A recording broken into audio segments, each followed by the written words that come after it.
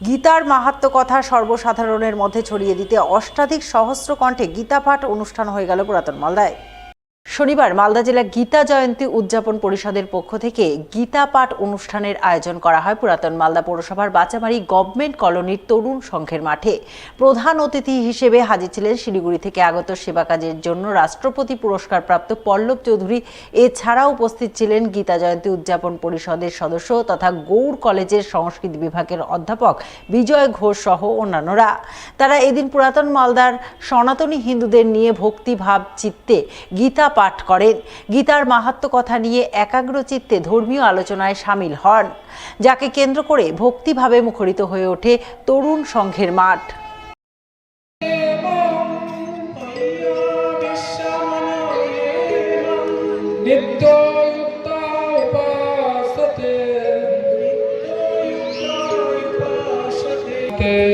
শ্রদ্ধয়া পরিপিতাস্তি মে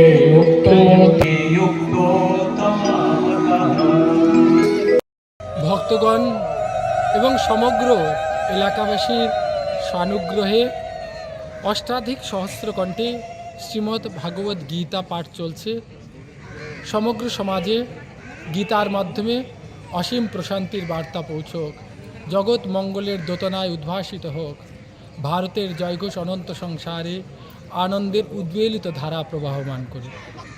আমাদের এই মঙ্গলবাড়ি অঞ্চলের 26টি মন্দির প্রতিষ্ঠান, তাদের সকলের প্রচেষ্টায়, সমস্ত ভক্তগণের প্রচেষ্টায় আজকে গীতা পাঠের কার্যক্রম হচ্ছে। মালদার মালতীপুর বিধানসভার বিধায়ক আব্দুর রহিম বক্সির উদ্যোগে গুণীজনদের সংবর্ধনা জ্ঞাপন সভা হয়ে গেল শনিবার। এদিন এই সভা অনুষ্ঠিত হয় চাঁচল 2 নম্বর ব্লকের জালালপুর মাঠে। সভায় হাজির ছিলেন বিধায়ক আব্দুর রহিম বক্সি, তৃণমূল সংখ্যালঘু সেলের জেলা সভাপতি নজরুল ইসলাম, জেলা পরিষদের কর্মাধ্যক্ষ রিয়াজুল করিম বক্সি, জেলা পরিষদ সদস্য আব্দুল হাই, রেহনা পারভিন সহ অন্যান্যরা।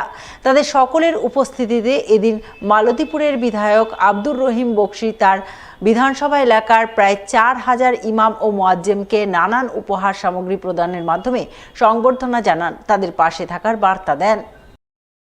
আমরা দুর্গাপুজোর সময় সম্মান যেমন করি, ঠিকভাবে হজযাত্রীর সময় যারা হজযাত্রী থাকেন তাদেরকে আমরা সম্বর্ধিত করি, আর ইমাম মুয়াজ্জিন বিশিষ্ট ব্যক্তিত্ব যারা আছেন তাদেরকেও সম্বর্ধনা করি। এবারও আমরা প্রায় 4000